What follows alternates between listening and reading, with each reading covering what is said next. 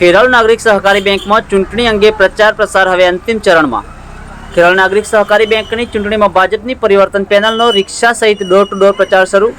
ખેરાલુ નાગરિક સહકારી બેંકની ચૂંટણીમાં પ્રથમ વખત ભાજપની પરિવર્તન પેનલની ટીમ વિકાસ પેનલની સાથે મુદ્દાઓ સાથે મતદારો વચ્ચે આવી।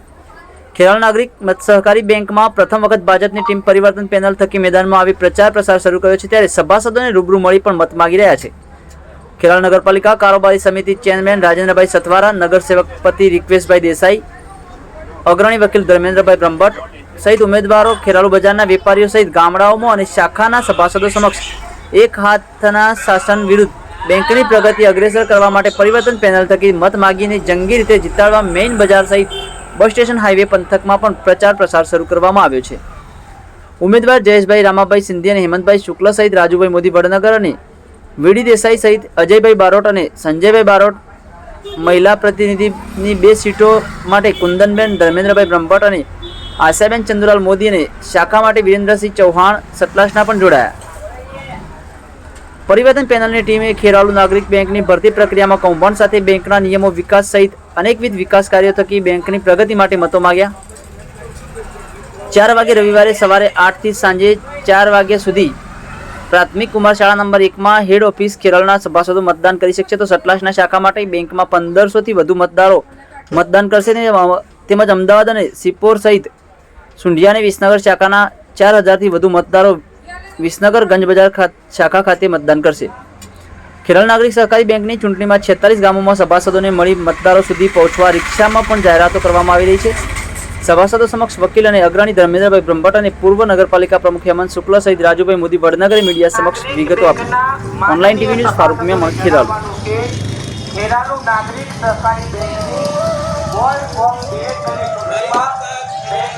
તો નાગરિક બેંકના તમામ સભાસદ ભાઈઓ અને બહેનોને મારી નમ્ર અરજ વિનંતી છે કે તારીખ 4/1/2026ના રોજ ડિરેક્ટરશ્રીઓની ચૂંટણી યોજાઈ રહી છે, જેમાં તમામ સભાસદ ભાઈઓ પોતાના મતાધિકારનો ઉપયોગ કરે। કુલ 11 મત આપવાના છે, જેમાં 9 પુરુષને અને 2 સ્ત્રીને આપવાના છે। 2 બેલેટ પેપર આપવામાં આવશે, એટલે તમામ સભાસદો પોતાના મતાધિકારનો ઉપયોગ કરે। અમારી પરિવર્તન પેનલ છે અને જેનું નિશાન ઉગતો સૂરજ છે, એટલે ઉગતા સૂરજને મત આપી અને તમે અમોને વિજય બનાવજો। ખરેખર અમોને વિજય બનાવવાનું કારણ અમે તમને એવું કહીએ છીએ કે ખેરાલુ નાગરિક બેંકની 2024થી 2025ની વચ્ચે જે ભરતી કૌભાંડ ચાલ્યું છે અને જે સમગ્ર તાલુકામાં એ ભરતી કૌભાંડ ઉજાગર કરેલું છે, તો એ ભરતી કૌભાંડને ધ્યાને રાખી અને મતદાન કરવા અચૂક લોકો વધારશે। શું કહેશો હેમંતભાઈ, આ વખતે નાગરિક બેંકમાં પરિવર્તન પેનલ થકી આપ ઉમેદવાર છો? સૌપ્રથમ તો હું ખેરાલુ નાગરિક સહકારી બેંકના તમામ સભાસદોને પ્રણામ કરું છું। મારી વાત કહેવા માગું છું તમામ સભાસદોને, આગામી 4/1/2026ના રોજ રવિવારે નાગરિક સહકારી બેંકના નવા ડિરેક્ટરો ચૂંટણી જે છે તેમાં વધુમાં વધુ મતદાન કરી અમારી પેનલ ભારતીય જનતા પાર્ટી પ્રેરિત ઉગતો સૂરજ એ પેનલને વિજયી બનાવી અને બેંકને નવી ઊંચાઈઓ લઈ જવા તરફ અમને સંપૂર્ણ મદદ કરે। હું તમામ સભાસદોને વિનંતી કરું છું કે જો ઉગતા સૂરજને મત આપી ભારતીય જનતા પાર્ટીની આ પેનલને વિજય બનાવશો તો અમે ખેરાલુ નાગરિક સહકારી બેંકને એક નવી ઊંચાઈ ઉપર લઈ જઈશું।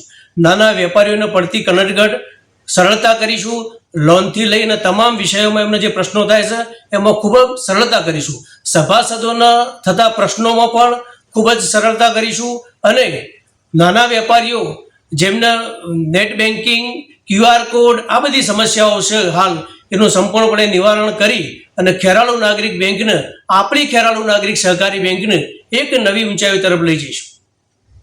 બેંકની આ વખતે તમામ ડિરેક્ટરોની ચૂંટણી યોજાઈ રહી છે, જેની અંદર કુલ 13 ડિરેક્ટરો માટેની ચૂંટણી હતી।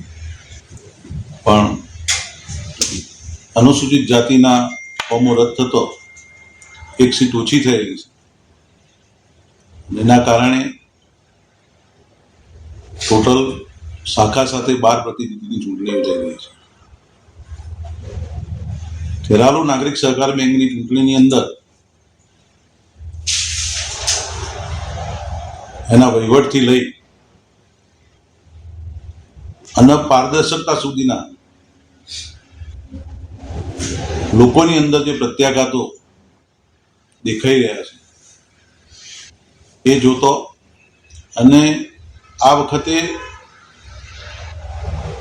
જે સામે પક્ષે પેનલ તૈયાર થઈ છે એ ભારતીય જનતા પાર્ટી પ્રેરિત પરિવર્તન પેનલના નામથી થઈ રહી છે અને એ પેનલ દ્વારા આ ચૂંટણી લડાઈ રહી છે. સામે પક્ષે સત્તાધારી પક્ષની પેનલ છે. મતદારોનો